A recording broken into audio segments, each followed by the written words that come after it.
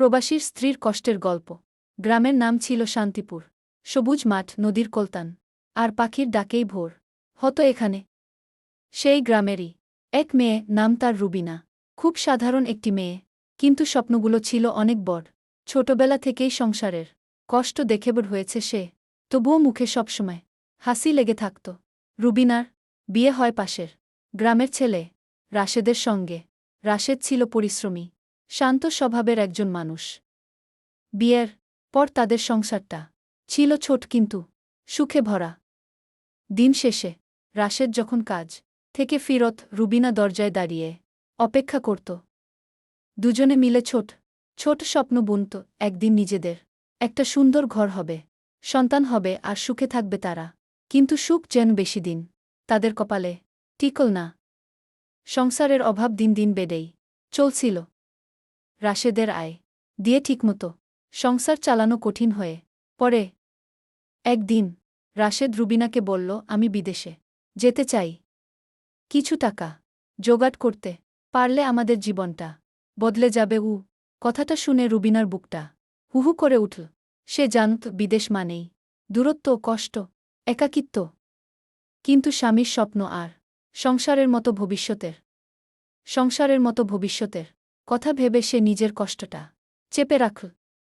বাবার বাড়ি থেকে ধার করে গয়না বিক্রি করে কোনো রকমে টাকা জোগাড় করা হলো। বিদায়ের দিনটা ছিল সবচেয়ে কঠিন।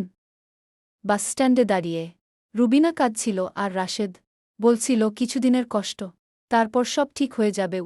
রুবিনা জোর করে হাসল, কিন্তু চোখের পানি থামাতে পারল না। তারপর শুরু হলো অপেক্ষার দিন। প্রথম কয়েক মাস রাশেদ নিয়মিত ফোন করত, ভালোবাসার কথা বলত, স্বপ্ন দেখাত। মাস শেষে কিছু টাকা পাঠাত। রুবিনা সেই টাকায় সংসার চালাত, শ্বশুর শাশুড়ির খেয়াল রাখত। রাত হলে ফোনের অপেক্ষায় বসে থাকত। কিন্তু ধীরে ধীরে সব বদলে যেতে লাগল। ফোনের সংখ্যা কমে গেল। আগে যেখানে প্রতিদিন কথা হতো, এখন সপ্তাহে একদিনও ঠিকমতো কথা হয় না। রুবিনা ফোন দিলে অনেক সময় বন্ধ পেত কিংবা ব্যস্ত বলে কেটে দিত।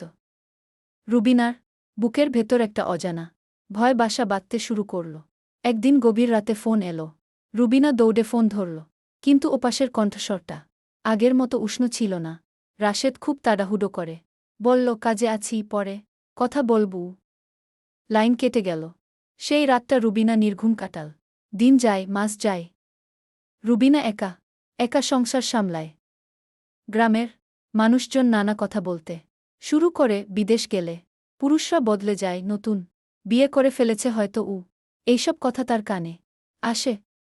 সে চেষ্টা করে এসব উপেক্ষা করতে, কিন্তু মনের ভেতরটা ধীরে ধীরে ভেঙে পড়ে। এদিকে শ্বশুর শাশুড়ির চাপও বাড়তে থাকে। তারা বলে, রাশেদ টাকা পাঠাচ্ছে, তুমি ঠিকমতো খরচ করছো তো? রুবিনা সব সহ্য করে চুপচাপ। রাতে যখন সবাই ঘুমিয়ে পড়ে, তখনই তার কষ্টগুলো বেরিয়ে আসে। বালিশ ভিজে যায় অশ্রুতে। ফোনটা বুকে জড়িয়ে ধরে সে বলে, একবার শুধু ফোন করো, আমি কিছুই চাই না।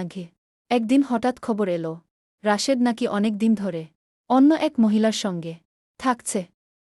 কথাটা শুনে রুবিনার মাথায় আকাশ ভেঙে পড়ল। সে বিশ্বাস করতে পারছিল না যে মানুষটা তাকে এত ভালোবাসত। সে কি করে